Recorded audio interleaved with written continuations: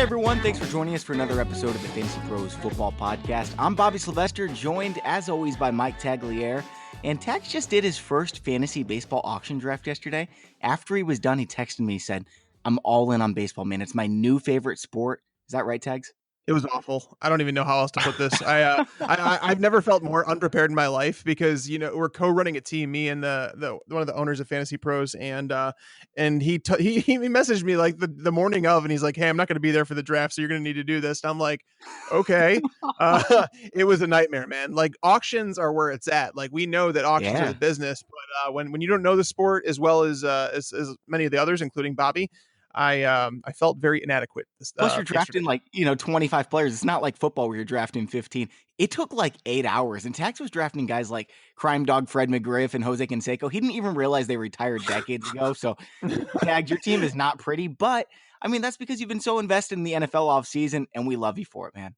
Well, I appreciate that. I did draft Tim Lincecum, and apparently he hasn't played in like forever. So that's a good time. I don't know. Like I said, I haven't followed baseball for the last few years. I've kind of put all my focus into football. And so, yeah, hopefully you guys benefit from my football knowledge, not my baseball knowledge. I've gotten a few people on Twitter asked me, they've asked me baseball questions. And I'm like, unless you want to tank your season, don't ask me these questions. So, Tags, our guest today is one of my favorites, Matt Harmon of NFL.com and founder of Reception Perception, retired Hall of Fame Brussels sprout czar. Any other titles you want me to put behind your name, Matt? Man, I think those are probably the most important ones. I mean, I could go for a while. I like to have like a lengthy resume of things that are just probably don't really matter. But I think those are the important ones. And yeah, thanks so much for having me on, guys. When we started off like baseball here in the first 2 minutes, I was like, oh no, what did I get myself into? I was like, I hope they realize that I work for NFL.com for a reason, so I don't have to even think about having a take on another sport. Yeah. Same. I'm with you, man. So I was talking before the show, like they were talking about, someone was having a bad attitude. I don't know who it was, but I came in and I thought Tags was talking about me. I do have a bad attitude because I got a burrito today.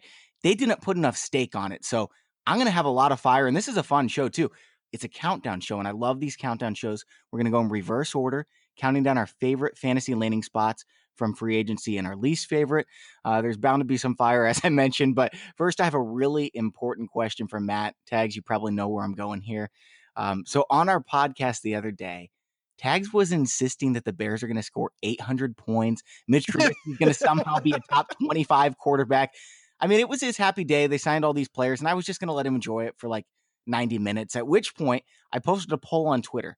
As it stands right now, is Mitch Trubisky a top 25 fantasy quarterback? And if so, which 4 of the following quarterbacks would you put him over? Bortles, Mariota, Dalton, Tyrod, Flacco, Carr, Keenum, Eli.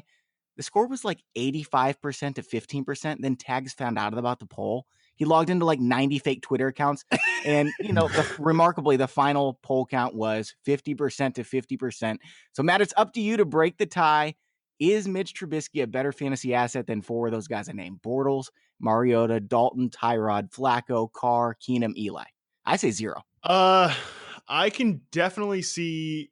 I would say definitely over Dalton. Well, I don't know. That seems like a stupid take, though. At the same time, because Dalton has such great weapons, and I mean, theoretically, he has great weapons theoretically every year. But if everything kind of comes together in Cincinnati, I could see that. I don't know how Eli puts up a lot of points. Keenum, I would say for sure. Keenum, I think he eclipses Keenum, even though I think I have a lot of respect for what Case Keenum did, and I really do like him as a player. It's gonna be tough to bump too many of those guys out, but I think it happens based on just injuries, the way this offense is going to play with pace and tempo and the upgrades that they've made in the coaching department and, of course, the weapons department. I think he is going to end up getting up there. I mean, we would have said the same thing about Jared Goff going into this year, and that's a comparison that everybody makes. Even really Carson Wentz, I don't think many people are ranking him very highly, but, those guys took that second-year leap, and I think we're going to see something similar to Mitchell Trubisky. Even if he's not a great quarterback, I think he can still put up fantasy points. The only one of those guys I'm like for sure he'll pass is Flacco. I mean, come on. He throws like 600. He's thrown over 1,200 passes in the last 2 years. I think I'd rather have. Yeah, they don't go anywhere. They don't go very far downfield, and they don't go into the end zone. Ben Watson was like his second biggest target. Now he's got himself Michael Crabtree, and we'll talk about that a little bit later. But I don't know. Flacco's 1,200 passes. Matt, don't even worry about it, man. I told him last offseason that Jared Goff was going to be a top 25 quarterback. He argued with me then. He's arguing with me now. And Mitch Trubisky, I actually have Mitch Trubisky as my number 20 quarterback. So I'm not like over the top with Mitch, but I do feel like there's a good possibility that he becomes this year's Jared Goff. Like, I think there's a realistic possibility that happens with Matt Nagy in Chicago. So, I mean, with the revamped weapons there, we talked about it on last show, and we'll get Matt's take on those as we kind of go By the through way, here. the poll was actually, there were 399 votes. So there was a winner, and it was Trubisky will be a top 25 quarterback. I wanted Matt to think he had like sway in it. Great. I appreciate that. Twitter didn't let me vote, though. I mean, if they let me vote, we would have won. Shenanigans. Okay, countdown time in just a moment. But first, there's an awesome new way to get a premium Fantasy Pro subscription courtesy of Draft.com. If you haven't heard of Draft.com before, they offer best ball leagues for fantasy football. I think they're the best ball leagues on the web. These week-long leagues for all sports with snake drafts that take like 8 minutes to complete. And if you pick a great team, you're going to win cash prizes. Our exciting news is if you're a new user at Draft and deposit $10, you'll get a free 6-month upgrade to Fantasy Pros at our highest tier. That's a $65 value for just $10. And you can win money with that $10, so it's pretty much just a no-brainer. The deposit gets you access to all our premium tools and content. That includes Draft Wizard, which is great for helping you nail your draft, our premium draft kit, in-season My Playbook services, and our DFS tools. And the upgrade applies to all sports too. So if you sign up now, you can use it for DFS basketball, fantasy baseball, and through your fantasy football drafts because it lasts 6 months. To get this upgrade, just go to fantasypros.com/offer. Once you make your $10 deposit, you'll instantly receive the premium Fantasy Pros upgrade for 6 months. That's fantasypros.com/offer, and you'll get a $65 value for just $10. Okay, Tags, you're going to start us off with this countdown. Who's your number 3 free agent with the best landing spot?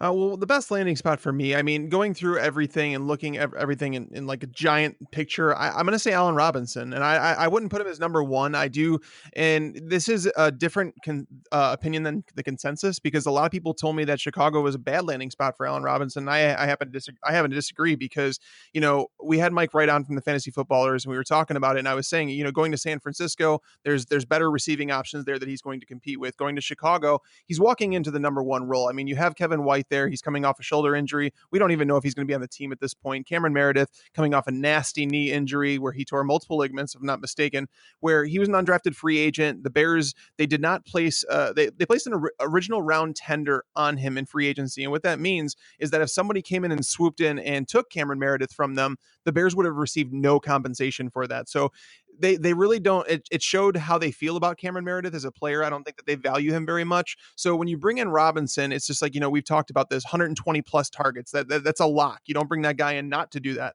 The signing of Trey Burton definitely hurt that. And I kind of want to put Trey Burton inside the same conversation with Allen Robinson right here, because Trey Burton coming in from the Philly offense, he knows the offense. You know, this is all under the Andy Reid coaching tree. Doug Peterson runs the same offense. Matt Nagy's going to do it. So it's really huge for Trey Burton to walk in and, you know the offense right away. That's usually a learning curve that players go through in their first year in a new system.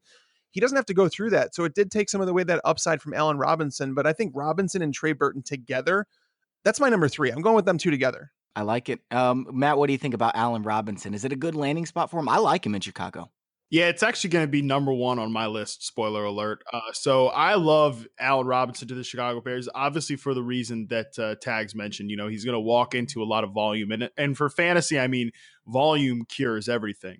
For the most part. What I love about Robinson in Chicago, though, beyond just that, is that I'm really excited to see how this offense uses him.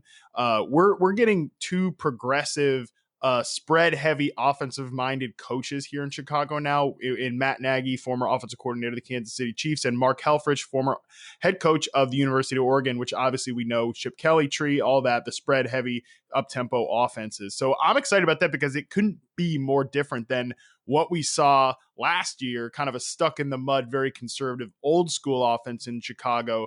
It's going to look like a really different team.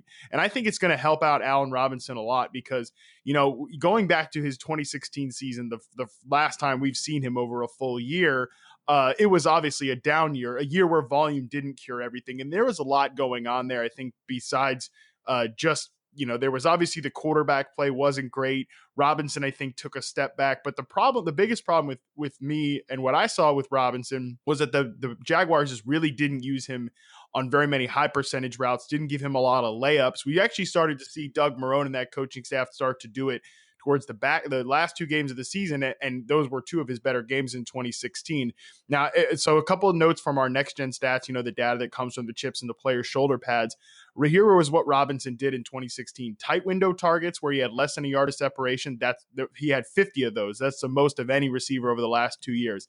Boundary targets, which are targets with just 1 yard of space between the receiver and the sideline, 26 of those. That was tied for most in the NFL. Targets when facing press coverage, he had 75 of those. That was tied for second most of the NFL. Those are all really difficult things to deal with when you're a wide receiver. And obviously, if being a number one, you're going to see a lot of press coverage. You're going to see a lot of tight windows. But at the same time, having him ranked so highly in all of those is really not great because, again, those are just really low percentage throws. And I think the Chiefs and Matt Nagy are really going to be great at kind of alleviating some of those issues, because if you look at what he did in Kansas City, just the last 2 years, the Chiefs, in terms of their wide receivers, how much separation they had when quarterbacks released the ball, they ranked first both of the last 2 seasons. So I think they're going to find a lot of ways to get him the ball in space, more of those high percentage routes. I think he's going to rack up a lot of catches and yards in that fashion. I love everything you said. And Nagy turned Alex Smith into an MVP candidate. So I think Trubisky does take a big step forward, but I don't have Allen Robinson in my top 3. Like I said, I like the location for him. I just think it could have been substantially better. Trubisky threw 27 passes per game last year. I know that's going to bump up, but it was under John Fox. Just throw it out in the garbage. Yeah, you're right. Hey, that's ESPN analyst John Fox to you now. Oh, did you see he got hired by ESPN? That's pretty good for him. I'm not interested in hearing his analysis. I'll just say that. He won with Tebow, guys. Seriously, he did win with Tebow. Honestly, I think this is a total tangent, but I really do think he's actually going to make a better analyst than a coach. But nobody cares about that. Nobody wants to hear about that. Oh, man. All right. So, Bobby, who's your number 3 then? Well, hold on. Here's the thing with Robinson. Imagine if he landed in Baltimore. Joe Flacco is throwing 38. Oh, stop. He would have had. I'm not saying that Flacco's a better quarterback. I'm just saying he would have had even more volume. Yeah. If Trubisky is throwing 32 passes a game this year, which is a big jump up. I mean, Flacco threw 40% more than Trubisky last year in terms of per game passes. That is humongous. So being the number one in that offense and Flacco's offense, it's a pretty big difference. Well, here's the thing. Joe Flacco has never in his entire career produced better than a number 17 wide receiver in all of fantasy football. You go back to, and he had Anquan Bolden during a good time of his career. Actually, who produced that number 17 season? It was Derek Mason back in 2009. I know that because when I started going through Flacco's numbers with Crabtree and what they're going to do together, it limits Crabtree's upside. Do I think Flacco can produce a low-end wide receiver 2, high-end 3? Absolutely. But I'm talking about when you're looking to shoot for the stars, Allen Robinson with Chicago gives you that wide receiver 2 floor, but I think he offers you a wide receiver 1 ceiling, if we have Mitch Trubisky take that step forward this year. That's fair, man. My number 3, and I'm sure he's going to be higher on your list because we did that expert piece where we had 5 or 6 experts writing and say who was the best landing spot this offseason, and everyone said Jerick McKinnon. I didn't. I have a different guy, but Jerick McKinnon is my number 3, and the reason why is I've already talked about it before. Shanahan has hyped up Joe Williams. He said he absolutely had to have him. I know he was hurt. He's coming off that, but you talk about McKinnon being a freak athlete. Joe Williams is a freak athlete as well, and I'm just not convinced that McKinnon's going to be a bell cow or a workhorse or anything like that. I think he's going to split carries 60-40 with Williams. I think Williams is going to get a lot of first and second down works as long as he's healthy. Matt, what's your take on McKinnon? Yeah, I think McKinnon was going to be he's in my top 3 as well too, but he's more towards that third spot. I like the fit a lot. Look, the money oftentimes is all you need to know in these situations, and they paid McKinnon they paid him top 5 back money, which I know sounds crazy, but who cares? I mean, the 49ers had money to burn. They're going to spend it on a player that their head coach really likes, obviously, and he's shown an ability to use backs in the passing game in a creative format. I mean, Carlos Hyde, a lot of it was with CJ Beathard last year. But he was getting a lot of passing volume last year. They clearly want to use, because this is good coaching, using backs in the passing game. Almost all of the great offenses in the NFL use a really heavy volume passing game back. And I think it's just the most efficient way to move offense. And I think Kyle Shanahan recognizes that. Obviously, they didn't have a good fit in it last year with Carlos Hyde, but I think they do now with Jerick McKinnon. I think 49ers might still draft another back, maybe in the second, third round. I think they also do like Matt Breida, who kind of showed well last year at times too. So I don't think McKinnon is going to be a bell cow back, but there just aren't very many bell cow backs now to begin with. So I think that we're looking at a pretty good player here with a good floor in Jerick McKinnon, and I think they're going to get the best out of him where he really hasn't shown that full potential with the Vikings just yet. Yeah, and that's the thing is like with McKinnon, our idea of his talent and how you feel about him is irrelevant because as we know with running backs, you're just looking for volume, right? And there's a few concerns I have with McKinnon with the 49ers. You talked about it. Matt, you were saying, the numbers that Carlos Hyde was putting up with CJ Beathard and Brian Hoyer. Actually, he caught 42 passes in 10 games from those guys, but he only caught 17 passes in 6 games with Garoppolo. So Garoppolo naturally did not check down nearly as much. And keep in mind, he also did not have Pierre Garçon, who's that underneath receiver at this point in his career, who's a possession guy.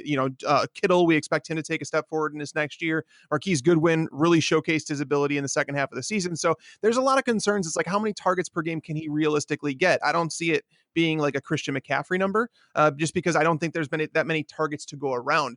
The benefit here, Matt, I actually agree with you. And this is where the draft comes into play because the draft is going to be massive for Jerick McKinnon's value. They did pay him $30 million. You don't pay him that much money if you're not going to use him. I want to say he's the third highest paid running back in the game right now. But here's the thing. When Garoppolo came under center, the 49ers averaged 5 carries more per game with him there. So therefore, there's going to be much more volume with running the ball. I don't know if Matt Breida is the answer. Joe Williams, it seemed like they moved on from him really quick because if you forgot, last offseason, they were like borderline cutting him. They said he was in the roster bubble before he got hurt, and then he was obviously placed on season-ending IR. So I don't think Joe Williams is part of their picture. I mean, I don't think they signed Jerick McKinnon if he is. But there's some concerns there for sure. But again, when you pay someone $30 million, you are going to give him the ball. So while I worry about his efficiency, I'm not necessarily the biggest McKinnon talent fan because, he's a guy that lost his job to Matt Asiata in 2016. He is a guy that took over in 2017 and then not lost the job, but started having to share the job with Latavius Murray because Latavius Murray was outperforming him on the ground. I think McKinnon's better in a timeshare. I think he's better as that Tevin Coleman type running back where it's like you give him, 10 to 15 touches per game and let him do his thing. San Francisco didn't pay him to be that guy, though. So that's my concern there. But I have no issue if somebody tells me they want to draft McKinnon as a top 15 running back, though. Do you have him as your number 2 guy, Tags? I have him as number 1, just because my number 2 is like a little. I didn't want to have the same answer as everyone, so my number 2 is a little off the wall. But I'll obviously explain myself. Interesting. Well, are you going to do it? Yeah, sure. I mean, I will. So my number 2, I went with the Bears at number 3 with the combo there. At number 2, I want to go with the combo of Rex Burkhead and Jeremy Hill. So Rex Burkhead, a lot of people have kind of overlooked this signing because it's like, oh, okay, Rex Burkhead's back there. It's a timeshare, yada, yada, yada. Jeremy Hill's contract, I was really curious to see the details of that when it all kind of happened. He doesn't really have much here. It's $1 million base salary. He can earn an additional $300,000 roster bonuses, has a $50,000 workout bonus. So it's essentially like a $1.5 million deal. The Patriots can walk away from this, no big deal. But they got him really, really, really cheap. This all comes down to what does it mean for Mike Gillislee? Are they going to move on from him? But the one that we know has a role, the one that was signed for 3 years to replace Dion Lewis was Rex Burkhead. Rex Burkhead, when healthy last year, was getting the goal line carries. He was being trusted in the passing game. He was being trusted handing off the football. This might be the last golden year we have with Tom Brady. And honestly, I'm expecting a decline from Tom Brady, so they may have to go more with this running game. So Rex Burkhead on a 3-year deal, to me, I don't know how people are overlooking this because if they don't bring in any other running back, let's say it's Rex Burkhead, James White, and then one of Mike Gillislee or Jeremy Hill, Rex Burkhead is like a top 24 running back. I mean, I think we saw that last year, didn't we? Yeah, I mean, it stints. We saw it with like 4 different Patriots wide receivers at some point. And remember, this is who finished the season getting those goal line carries. And the Patriots get more goal line carries than anybody else. It was James White. It wasn't Rex Burkhead. Well, no. James White they got to the playoffs, and that was a different story because Rex Burkhead was dinged up. So Rex down the stretch, that's where people had this. I think that's why people forgot about him because people started thinking about Dion Lewis. They started thinking about James White in the playoffs. But Rex Burkhead, before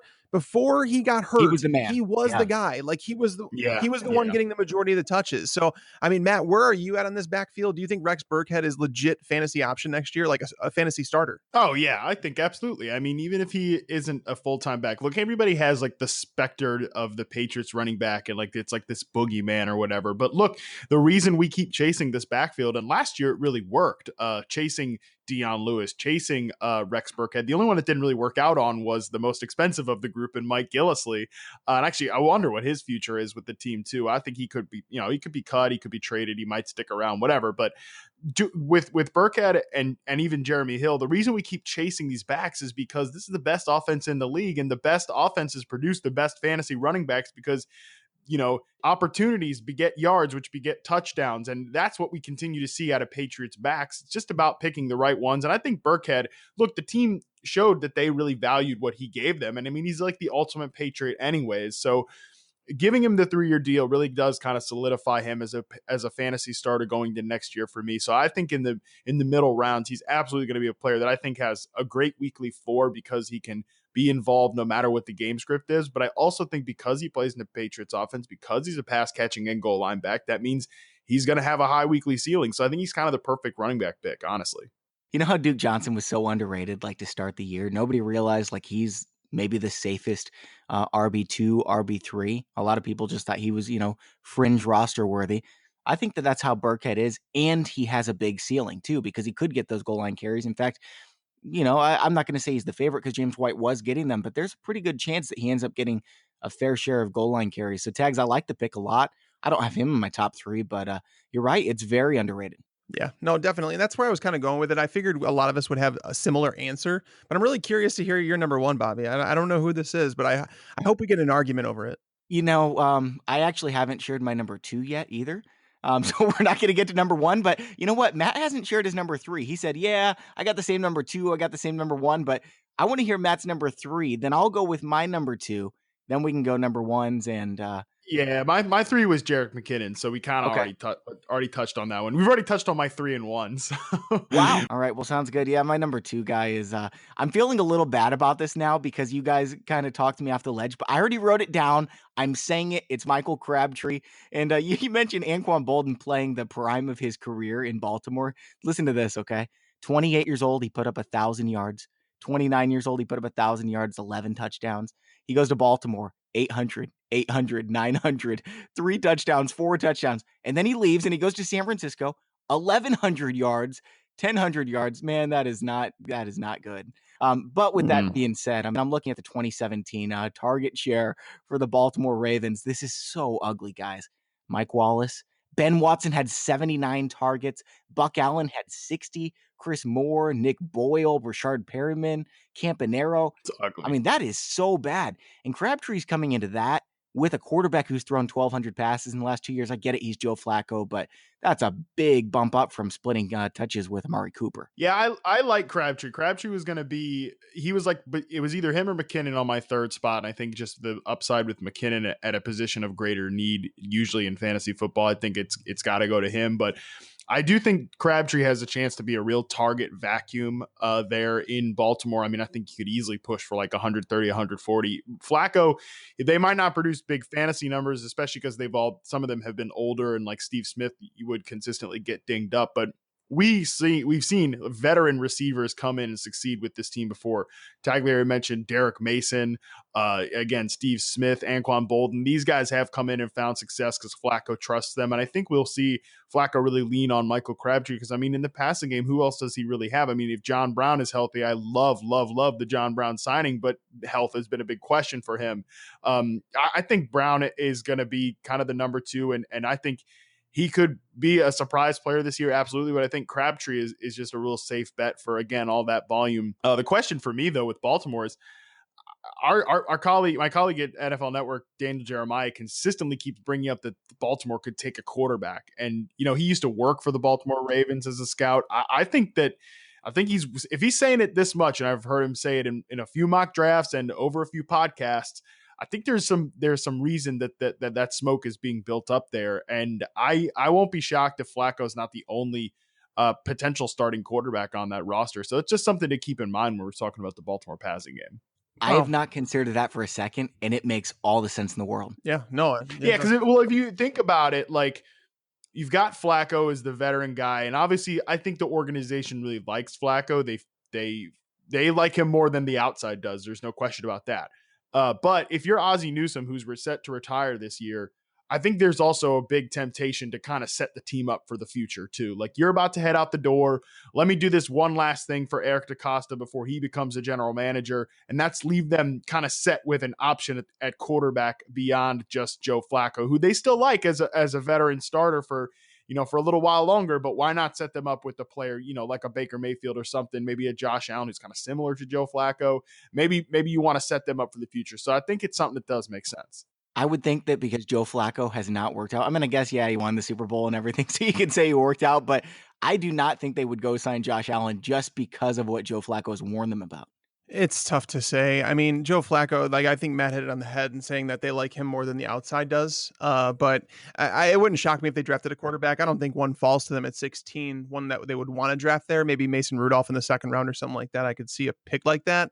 But going back to Crabtree, my concern here is this sounds awfully familiar, like similar to last year, right? With Jeremy Maclin, when he went there, we were talking about all the wide receiver targets that left Baltimore, the tight end position, all these things were all question marks, and the Ravens have lost. So it's not just Ben Watson who had 79 targets. The Ravens have now lost 197 of their wide receiver targets from last year. So yeah, sure, it's going to happen. But here's the thing: Joe Flacco, he's been in the league for 10 years. I talked about he hasn't ever produced a top 17 receiver. He's never targeted a wide receiver more than 137 times. Michael Crabtree, when he was, his golden years in Oakland, the last, not this year, but the two prior years, he had saw 145 and 146 targets. But the big stat here is that during the 3 years with the Raiders, Crabtree saw a total of 50 red zone targets, including 23 of them in 2016 alone. By comparison, the Ravens wide receivers as a team in 2017 saw 29 red zone targets. So, Joe Flacco has thrown more than 22 touchdowns just twice in his career. So it's like expecting double-digit touchdowns from Crabtree isn't going to happen. Is he going to get peppered with targets? Yes. And that's why I have him penciled down as a wide receiver 3 right now. I don't see any reason that should change. They spent a lot of money to bring him in. And we're going to talk about it in a second, but I think this is a stupid move on the Raiders' part. I have no idea what they were doing, flip-flopping Michael Crabtree with Jordy Nelson. Michael Crabtree's a better wide receiver at this point in his career. He's more what they need him to do. I mean, I don't get it. It makes zero sense to me. But Michael Crabtree, I didn't put him on this list because I felt like in the middle. He finished last year, I think, as wide receiver 30 in PPR formats. I could see him right around that wide receiver 25 to 30 range this year with Flacco. And it's not saying that's a bad thing either. It's just saying that his stock didn't really move all that much for me. Yeah, that's totally fair. All right, guys, my number 1 is Kirk Cousins. And I say it's Kirk Cousins because I'm looking at what he did with the Redskins last year. I mean, first of all, 2 years ago, 4,900 yards. And last year he was thrown to Jamison Crowder 103 times, Josh Doxson, Vernon Davis, Ryan Grant. It's not pretty. And now he moves to Minnesota, who's got Dalvin Cook, one of the best pass-catching running backs in football. They've got the best wide receiver core in football as far as I'm concerned. I think their offensive line is going to be much improved after this draft because they don't have holes anywhere else. They'll be able to fill that. He steps into a situation where Case Keenum succeeded. Sam Bradford looked really good there in week 1. I think that it's a prime spot for Kirk Cousins to land. Matt, go ahead and give your take on Cousins because I'm really curious to see if I'm out of line here. I decided not to put quarterbacks in my top 3, in my top or bottom 3, just because I think it's too obvious, and especially with Kirk Cousins. So I think it's a good move for him going from Washington to Minnesota just because of the ecosystem that they've set up for quarterback play. It's obviously stacked with talent, as you mentioned.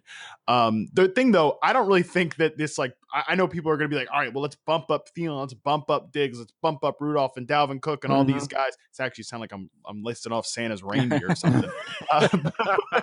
Let's bump up all these guys. But the thing is, it's hard to have a more efficient season than what Case Keenum had last year. When you look at almost any raw statistic, any advanced metric, Keenum played really, really well. Now, I think the Vikings were wise to go out and pursue Cousins because he brings them more of a reliable pedigree and some stability. I think he gives the Vikings the benefit of perhaps sustaining that production that we saw them produce last year. But I don't think he necessarily provides much of a tangible upgrade. And again, it's just because you couldn't really upgrade based off much of what the Vikings offense did last year. They were already a really high performing unit. So that's one of the reasons I didn't want to throw Cousins in my top 5, because I think he just more stabilizes the situation rather than boosts it up. Yeah, I'm not. The thing is with Cousins, like I didn't put him on my worst ones. I didn't put him on the ones that hurt. I feel like this is another situation where it's not great. The reason I say that is, Bobby, you made a few points, right? I mean, I agree that the offensive line play is going to be better. The Vikings only allowed 27 sacks last year. It was 6th best in the NFL. Here's the issue. All right. Kirk Cousins is like going from his receivers that he had, the tight ends that he had in Washington to the ones in Minnesota. Isn't an upgrade? Yeah, it is. But at the same time, we can't bump up Kirk Cousins' efficiency anymore. I mean, his 7.8 yards per attempt since he took over as the starter in 2015, it's only behind Matt Ryan, Tom Brady, and Drew Brees. His 67% completion rate is only behind Brees and Sam Bradford during that time. Matt mentioned, the historic efficiency numbers out of the Vikings passers last year with Keenum and Bradford. They totaled together just 524 pass attempts. They completed 69.5% of their passes and 7.5 yards per attempt. They also threw a touchdown on 4.8% of their passes. So when you kind of look at all these things, it's like, wow, they were incredibly efficient. The Vikings defense just got better in free agency too. They just signed Sheldon Richardson, potentially the best defensive signing in the entire offseason. So it's like you're talking about a defense that last year allowed 17 points per game, number 2 in the NFL, compared to a Washington defense that was getting to shootouts, allowing over 24 points per game. I don't see these pass attempts going up there. I mean, you look at Cousins over his career, he's never thrown the ball fewer than, I think, 544 times, if I'm not mistaken. So again, this has nothing to do with Kirk Cousins. I like him. On top of that, the last year's offense, Pat Shurmur called a phenomenal game plan. Like it seemed like every week, Pat Shurmur built that offense around his talent. So going from Pat Shurmur to John DeFilippo, it's not to say DeFilippo he appears to be on a good career path. We know that. But he also was an offensive coordinator in 2015 with the Browns. And again, yes, it's the Browns, but they ranked just 25th in yards and 30th in points that year. So that's not like, Kyle Shanahan or, like it's just not, he doesn't have that effect on an offense that some of these like Sean McVay's do. So while I like Cousins, I'm not moving him very much. I feel like he's very much in the range for me with guys like Dak Prescott and Drew Brees for fantasy, which is like that QB7 to QB10 range. And that's fine. It's not a bad fantasy quarterback. I think he's going to be more consistent in Minnesota, but my issue is that he's going to be drafted higher than this. Like people think that, the points that you made, Bobby, and they make sense. I'm not saying they don't, but remember, they invested a lot of money in Dalvin Cook, a lot of money in Latavius Murray. They're going to run the ball. It's like I was saying, I think these two stabilize each other rather than bump each other up. Like, I don't think we have to fear, the great regression monster coming to bite either one of these two now. Like, I think that the greatness of the Vikings offense and the greatness already statistically, at least, that is Kirk Cousins, I think they just boost each other up rather than really, or they stabilize each other rather than boost each other up. Yeah. See, I just think it's more like this, like, who's the better quarterback, Case Keenum or Kirk Cousins? It's really not even close. Kirk Cousins has been one of the most efficient quarterbacks since he started being a starting quarterback. He had a completion percentage of 69.8. That's up there with the all-time greats. He did throw 606 passes 2 years ago, 4,900 yards. I think that he goes in this offense and gets better. That's really what it comes down to. I moved him from quarterback 10 to quarterback 6 in my rankings. Well, yeah, Keenum, to be fair, there was only one game where Sam Bradford essentially played last year. So Keenum played 15 games. He finished a good 40 fantasy points behind Cousins. And that was despite him being as efficient as is humanly possible. Like Case Keenum played a phenomenal season. It's just when you only threw the ball, he only threw the ball 481 times. When that happens, it's just hard. It's almost impossible unless you're a rushing quarterback to sneak up the charts as far as the number 6 spot. So like I said, it's not a bad landing spot or anything like that. I just don't feel like it actually helps his value. That's fair. Guys, we're going to move on to worst free agent moves for fantasy. But first, this Zay Jones thing coming out, like, oh man, I don't know if we should even talk about it because like I don't want to make fun of him. I don't know what's going on, but this is ridiculous. If you guys haven't seen it, just go look it up for yourselves. Yeah, Matt brought it up. Like I hadn't seen it because we're recording late at night tonight. We're usually record during the day, so I was upstairs trying to get the little one calmed down. He was the one with the attitude problem before we got on air. But we came down and Matt had told us there was a story on TMZ about Zay Jones and there's a lot of mental stuff going on out there. We've seen some NFL players like absolutely lose it, off the field, and then they never return on the field. So Zay Jones apparently was arrested for fighting, was naked. I don't know. I don't know enough about the story to comment on it, but it's definitely not a good situation for Zay Jones. Man, 30th floor window. He was. Yeah, don't have a take. Don't have a take on that. I mean, you've got Jonathan Martin too. Like, what is going on with these people? Why? They just need to play football all season so we don't have to hear about this stuff. I wish we could just skip to the season. Well, no, I don't. After the draft, I wish we would. Yeah, the offseason's so much fun.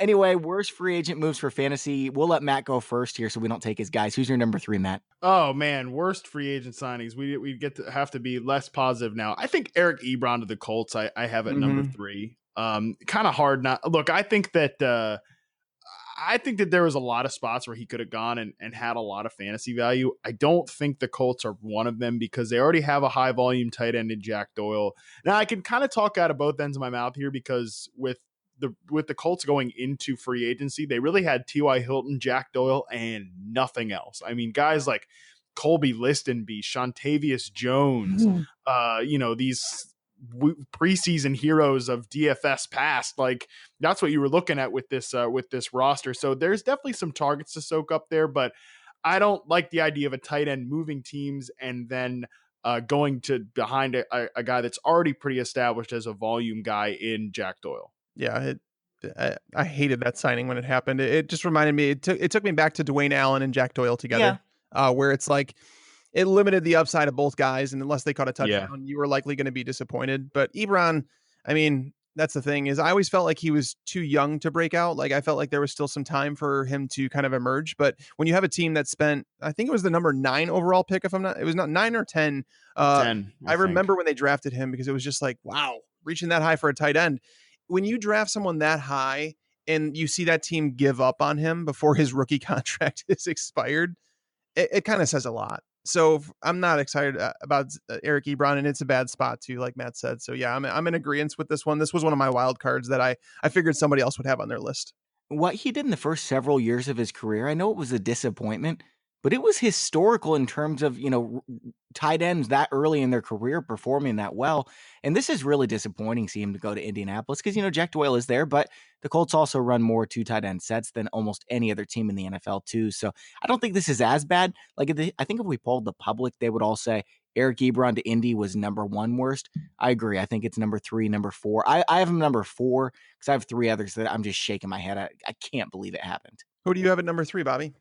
At number 3, I have Carlos Hyde, and I wanted to put him at number 1, but the other 2 are just so much worse. And, Carlos Hyde, because Duke Johnson's there, he's not going to help in the passing game anymore because Duke is that guy.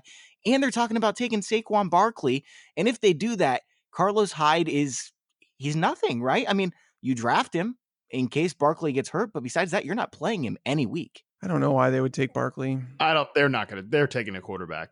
If they might take Barkley at 4, but they're definitely taking a quarterback at 1. I don't think they end up taking Barkley at 4. I think this signing kind of precludes them from that. I don't think they were ever really in the market for a running back there. So I think we can assume Carlos Hyde is going to be the early down banger. And I think this offense is going to be better. I do think that I like him better right now than I would have liked, Isaiah Crowell going to being the Browns starting running back this year. Cause I think Hyde is a little bit better of a player. I think he's going to be, again, that early down guy. He can catch passes a little bit. So Duke Johnson will be the primary guy, but I think Hyde, he wasn't in my top 3, but I also think he's not going to be in my bottom 3. So I think he's kind of, when you get into like the, 3rd, 4th round of fantasy drafts and you kind of just want a reliable volume guy, I think that's where you're going to be looking at Hyde. Yeah, 100% Barkley. Yeah, I'm with that. I'm just so disappointed. Like he could have gone to Indianapolis and been the guy, but he's not. He's in Cleveland. He's going to split work with Duke Johnson. No, Indianapolis now has 4 second round picks. No, it's 3. It's 3 this year. So I expect the Colts to take a running back in the 2nd round, and there's plenty of running backs here. I honestly, I don't fault the Colts because I didn't hear any interest in the Colts part. I know a lot of people were tying him to the Colts, but I didn't hear that the Colts were interested in him. Yeah, they did the right thing for sure. Yeah, so I mean, I have no issue with that. As for the Carlos Hyde, fantasy effect, I think Matt hit it on the head. Is that this move took away some of Carlos Hyde's upside. For those worried about Duke Johnson, don't. I mean, that's my advice on that. My worry is them bringing in another running back, because the Carlos Hyde deal is essentially 1 year, $5 million. That's what it breaks down to. It's like they can get rid of him. And that's why I haven't completely lost the fact that they could draft another running back and maybe even Saquon Barkley. But the reason I say don't worry about Duke Johnson is because Hugh Jackson doesn't like Duke Johnson. Like, I think we've established this by now. Like, there was, I think, one game last year where he saw more than like 11 touches. Like, that's Matt Breida territory. Like, it makes no sense. And here's the reason why I think Carlos Hyde's a little undervalued by the fantasy community right now. Matt, you hit it. You said that the team's going to be better. That's 100%. Like, they've brought in talent. It's going to happen. They're going to improve. Now, here's the thing. They're going to be a run first offense. You do not bring in Tyrod Taylor for a 3rd round pick, the first pick in the 3rd round, which was very, very expensive in my opinion. I didn't like the trade at all, but they have all this equity. They can do whatever they want, whatever. Tyrod Taylor has never thrown for 3,100 yards in his career. Tyrod Taylor threw for 14 touchdowns last year. Tyrod Taylor has never thrown the ball 440 times in a season. I like Tyrod Taylor as a fantasy quarterback. Tyrod Taylor is not going to bring your offense to the next level through the air. It's not going to happen. So Carlos Hyde working with a mobile quarterback like Tyrod Taylor, that actually helps him. I actually believe that this offensive line, the interior of the offensive line, is so much better than it was in San Francisco. The loss of Joe Thomas at left tackle hurts for sure.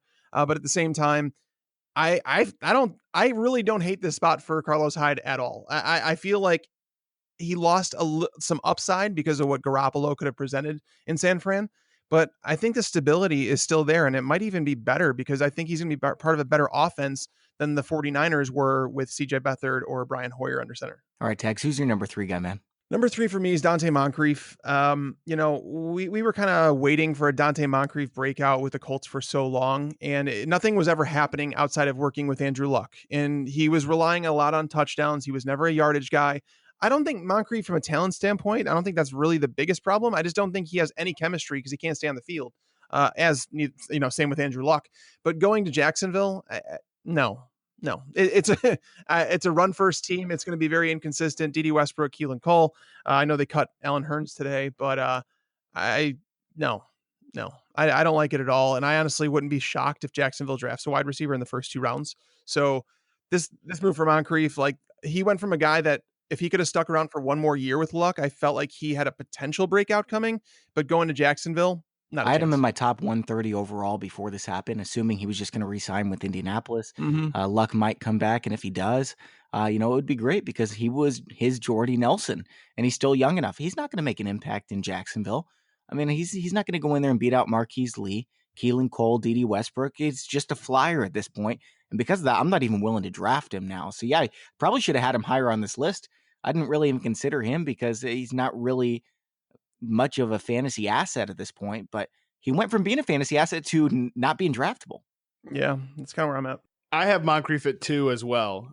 So I could just, I agree that I'm definitely one of those people that was waiting on the Moncrief breakout. And I think, like, I'll be like one of the memes of like a skeleton sitting there waiting at the computer for the Dante Moncrief breakout here for years and years, because it's not going to happen in Jacksonville, as you mentioned. Even if he does somehow, and I think it's very possible that he could leap players like D.D. Westbrook and Keelan Cole and even Marquise Lee, who, they paid him a lot of money. But I think as a pure player, Moncrief is better than Marquise Lee. That doesn't often matter. D.D. Westbrook was a day 3 draft pick. Keelan Cole, who I really actually like a lot, but he was an undrafted free agent, and they did pay Moncrief almost $10 million for 1 year. So there's no question that he could become a starter for this team. But how much is a starting wide receiver for the Jacksonville Jaguars really worth when it is a crowded wide receiver depth chart? They also brought in Austin Seferian-Jenkins at tight end. It is supposed to be a run first offense navigated by Blake Bortles. So even if he does move up the depth chart, I just don't think that that's going to matter much. I don't know where the targets are going to come from in this. Are you talking about Blake Bortles, the number 2 fantasy quarterback over the last 5 weeks? Oh, stop it! I'm just kidding. He did get better. I mean, I can't hate on him too much. He got a lot better as the season went on. They were playing crap defenses at the end of the year. I'm not excited about Blake Bortles. I'm mad that he had those good weeks. Like, they could have just lost all 5 of those weeks, missed the playoffs, not blown it against Tom Brady because Blake Bortles was being a turd. And I would have been a lot happier because Blake Bortles would have left Jacksonville. We could have actually won a Super Bowl in the future. And, now this is what we get because he had 5 good weeks. great. Yeah, it's I don't know. It was a good year for Jacksonville. I think you're only going to be stuck with him for this next year. I agree. And then I think they cut him. They eat the $6.5 million kind of, here's our fee that we're going to pay for having made the AFC Championship with you. And I think they draft a quarterback this year or maybe next year. And I don't think Blake's long for Jacksonville, but we'll see. He's not the worst quarterback in the world. He's kind of salvaged himself to be like the 25th best quarterback in the world. not what you're looking for when you took him third overall at some point, but it's also better than what he showed in 2016. So for sure, it's something. By the way, I wanted to make a point about them paying Moncrief that much money. First of all, they could have had Allen Robinson for a few million more. That is absurd to me. And second of all, they paid Allen Hurns quite a bit, and he ended up being the number 4 wide receiver as well. So I don't really know what's going to happen here. I mean, I guess there's a chance he could start. They did pay him a ton of money, but I've seen those other guys play, and I think they're better than Moncrief. I know Moncrief has the talent and everything, but I think Westbrook's a baller. He's ready to go. Yeah, Westbrook, I don't think talent was ever the question with him.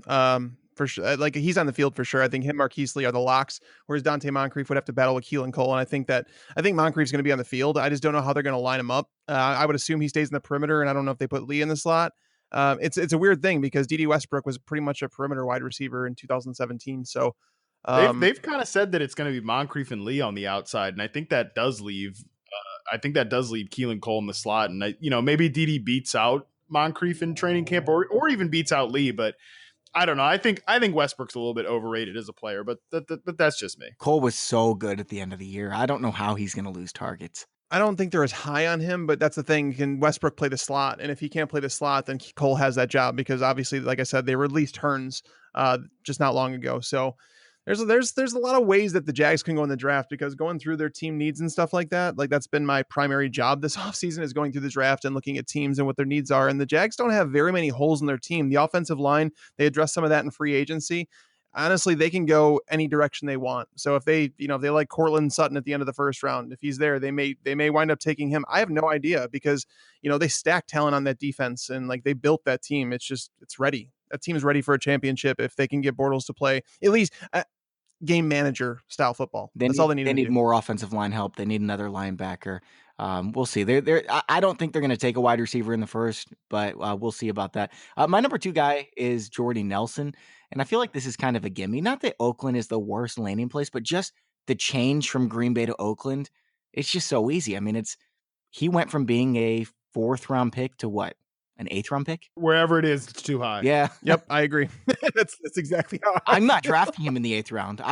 I don't know if I would take him in the 10th round if he was there, right? I don't know what the Raiders are doing here. I mean, like legitimately, it makes zero sense. Like pairing Doug Martin with Marshawn Lynch. Like, what are they doing there? That was the first one where it was like, wait. When I first heard about the Doug Martin interest, I was like, okay, they're blowing smoke. Whatever. They might draft a running back, because Lynch is on a 1-year deal.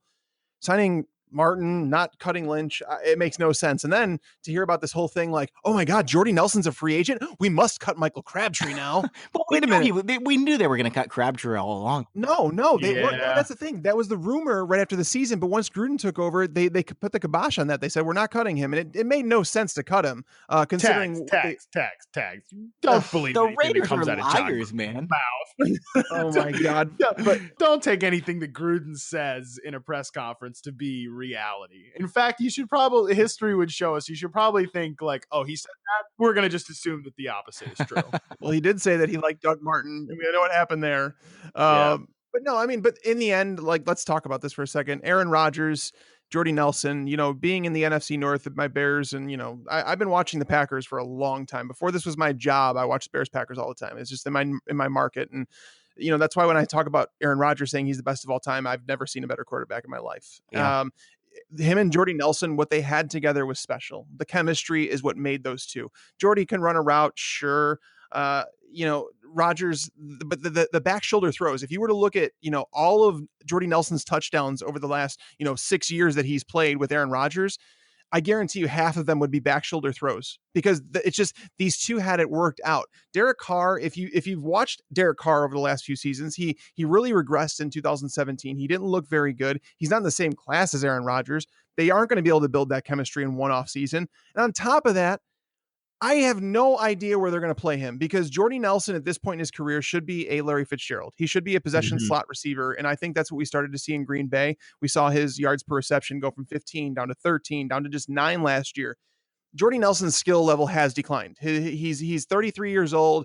He's coming off a major knee injury just 2 years ago. Jordy Nelson's not the same player that he used to be. He should be a possession slot receiver. And now, if they're going to do that, they just traded away Cordarrelle Patterson, then you're going to take away that ability to move Amari Cooper around the formation, which negatively affects him. And then you sign Seth Roberts to a contract extension before last season. What the hell are you doing, Oakland? Nobody knows. Yeah, I totally agree that that's where Jordy should play. And if you look at just what Derek Carr's been, he's never been that like tight window passer. He's actually ranked 19th and 33rd in passer rating on tight window throws per our next gen stats over the last 2 years. Jordy Nelson last year really declined with those back shoulder passes when we saw an inferior quarterback. Actually, honestly, even when Rodgers was on the field, Green Bay quarterbacks had a 0.0 passer rating throwing to Jordy Nelson in tight windows. So I don't think this is a fit at all. Carr is a guy that's based on short routes, being able to separate quickly and hitting a guy in stride. That's great for receivers like Amari Cooper, for Michael Crabtree that can get open early in routes. Jordy is not that guy anymore. So I struggle to see how this, I agree with you. I have no idea across the board what the Raiders are doing. They're throwing it back to 1998, baby. Real question, guys. Who's going to win a playoff game first? The Cleveland Browns or the Oakland Raiders? I think it's got to be Cleveland. This is sad. The AFC West is tough. Yeah, it is. And the thing is, the Raiders were on the right track, and then their defense took a step back. Their offensive line has faltered a little bit. Derek Carr is not as good as everybody thought he was going to be. And now that the franchise is signing, guys from 1998, I don't know. Strange times. Yeah. All right, Tags, who's your number 2, man? My number 2 is Jordy as well. Oh, so let's move on to number 1s then. Matt, who's your number 1? My number 1 is Isaiah Crowell to the Jets because I just don't think it matters. I feel like maybe it's low hanging fruit, but tell me if you think this is a correct classification. I think that Isaiah Crowell is a maybe slightly above average early down banger running back, and Bilal Powell is a slightly below or is an average early down running back. And I think that Isaiah Crowell is an average pass catcher, and maybe Bilal Powell is a slightly above average pass catcher. So I just think these two kind of cancel each other out in a way. It's probably not going to be a very good offense. Josh McCown really led that offense to actually be pretty solid last year, and there was running backs that was producing in spurts, but I feel like these two just are going to kind of cancel each other out. I just think Crowell is completely kind of irrelevant right now. So it's an offensive line that struggles. There's just nothing good about it. So to me, it was just like, what's the point? Waste of space. And they're going to draft Royce Freeman. Well, they're probably not smart enough to draft Royce Freeman. They'll probably draft another running back though, and neither of those guys will start. They hate Bilal Powell, by the way. Like the Jets, he's like the Duke Johnson of the Jets. Like they don't need to trade each other. Powell can start for the Browns, and Duke Johnson can start for the Jets. Everyone would be happy. Bilal Powell's like 30 though. That's the thing is like people don't realize how old he is. He's sneaky old. And Isaiah Crowell, I feel like he gets what's blocked, and the Jets offensive line sucks. So I don't think we need to talk about that much anymore. Than there. That's a poor landing spot, and he will fade into irrelevance. He's on the Zach Stacy path right now. But my number 1 isn't. I put this in here because I feel like he should be considered a free agent, even though he never really got to free agency, and that's Jarvis Landry. Jarvis Landry may have took the biggest hit in fantasy football outside of Jordy Nelson. Honestly, he may have taken a bigger hit because I think Jordy was already fading towards, someone that was on his way out. But Jarvis Landry, like going from a guy that's averaging over 140 targets per year to a team that has Josh Gordon, Corey Coleman, David Njoku, Duke Johnson. They might draft Saquon Barkley. They got Tyrod Taylor as their quarterback. They're throwing the ball 450 times a year. This is all bad for Jarvis Landry. This is bad. I struggle to find a way to put him higher than a wide receiver 3. And that's like a weird spot, right? Where it's like with wide receiver 3s, a lot of those guys are in like this category, like Devontae Parker's, like those guys where you're taking them as a wide receiver 3 and hoping that they break out. Jarvis Landry is what he is. Like he's never going to develop. He's never going to get the targets to get into the wide receiver 1 territory. You're getting I don't even know if it's a high floor anymore. Like, honestly, Jarvis Landry is like more of like a wide receiver 4 for me than anything. I won't have him on any fantasy teams this year. They're completely different players, but it seems kind of like what happened with Terrell Pryor last year. Pryor was in a perfect situation in Cleveland, and he went to Washington. Pryor's where bad he at was football. Yeah, I mean, Pryor's bad at football. Landry's good at football, but Yeah. I'm saying Pryor went from a great situation to a horrible situation, and Landry's doing the exact same thing. I think he takes a similar step backward. Yeah. How do you feel about the move for him, Matt? So from a football perspective, I love the move for the Browns because I think Jarvis Landry, sometimes like we really break down like these players into, who are they? What are they? I mean, and I do that, of course, with receivers, more so than probably anybody. But like at the same time, like sometimes it's like, just shut up and produce. And like this guy has just produced over his career. And I think he's going to make any offense better once he gets in it. So from a football sense, I love the move. From a fantasy sense, I agree. I think he's going to take a hit. There's no way that because it's not good. It was never good for Miami's offense, how much volume they were funneling through him. That's really not what you want to do. Ideally, you do want to have a high volume slot receiver that moves the chains and does all the things that Jarvis Landry does, while also having a dynamic number one like a Josh Gordon.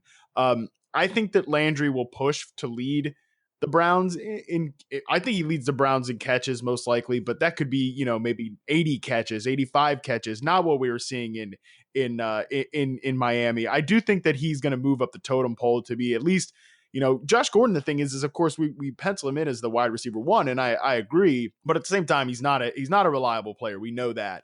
I think that they're done with Corey Coleman. I think they might even trade Corey Coleman, much like they did with the Danny Shelton, kind of just give up on a young player that is been fine, but has not been what they expected. And I think John Dorsey's willing to do that. So I don't know. There's just not a lot of passing volume to go around in Cleveland. If Tyrod Taylor, who's a low volume quarterback, is going to be your starter, it's not really going to be a high volume passing game in general. I don't think that's the way they want to play. So I think that what Landry needs the most, he's not going to have. I'm maybe not as low on Landry as you are, Mike, but I don't think I'm high on him at all. Well, here, real quick, Bobby, before you give your take on this, I want to say Tyrod Taylor over the last 3 years as the starter for Buffalo, the highest catch total, while Matt was talking, I took a look, the highest catch total for any of his wide receivers was 60 receptions. This past year was 48.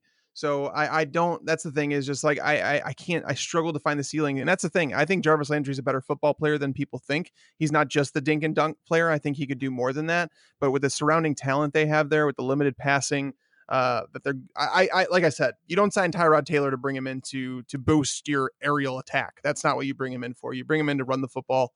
So yeah, Jarvis Landry is no bueno for me. Tyrod was playing with Robert Woods too, who's clearly a quite good wide receiver in the NFL. Sammy Watkins. Yeah, Sammy Watkins too. He couldn't do anything with either of those guys.